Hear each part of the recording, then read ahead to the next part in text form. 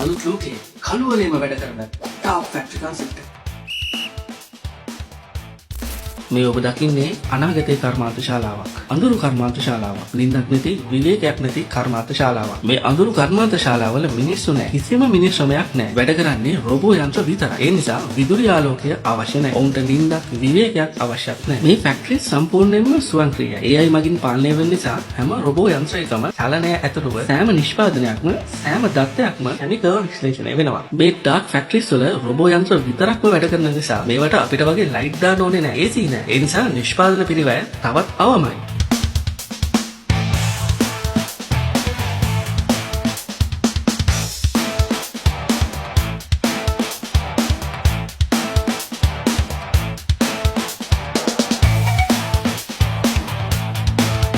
මේ තමයි total process automation. ඔය TPA කියලා කියන්නේ. ඒත් අතරම මේ වගේ ෆැක්ටරිස් මේ ලෝකේ තියෙනවද? මේ තියෙන එකක්. GD. GD සමාගම. GD කියලා කියන්නේ චීනයේ තියෙන ඔටෝමොබයිල් මැනුෆැක්චරින් ප්ලාන්ට් එකක්. මේ තියෙන අනිත් එක Xiaomi. ඔයගොල්ලෝ හැමෝම දන්නවා. Xiaomi චීනයේ තියෙන මොබයිල් ෆෝන් ප්ලාන්ට් එකක්. ඉතින් මේ වගේ fully automated plant වල කාර්යක්ෂමතාවය සාමාන්‍ය මිනිස්සු වැඩ කරන ප්ලාන්ට් එකකට වඩා ඉතා ඉහළයි. සාමාන්‍යයෙන් මේ වගේ ෆැක්ටරි එකක ඉහළ ඵලදායීතාවයක් ළඟා කරගන්න පුළුවන්. ඒ වගේම human errors නැති නිසා damage and wastage ගැන වද වෙන්න දෙයක් නැහැ. මේ වගේ තියෙන්නේ තනිකරම රොබෝ යන්ත්‍ර නිසා අපිට වගේ ලයිට් දාගෙන වැඩ කරන්න අවශ්‍ය වෙන්නේ නැහැ.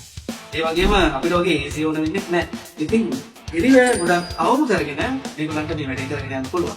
මේක තමයි මේ ඉන්ඩස්ට්‍රියල් රිවොලුෂන් එකේ අලුත්ම concept එක. The dark factory concept. ඉතින් ලංකාවේ මේ වගේ fully automated factories ගැන ඔයාලා දන්නවනම් කමෙන්ට් එකක් දාගෙන යන්න.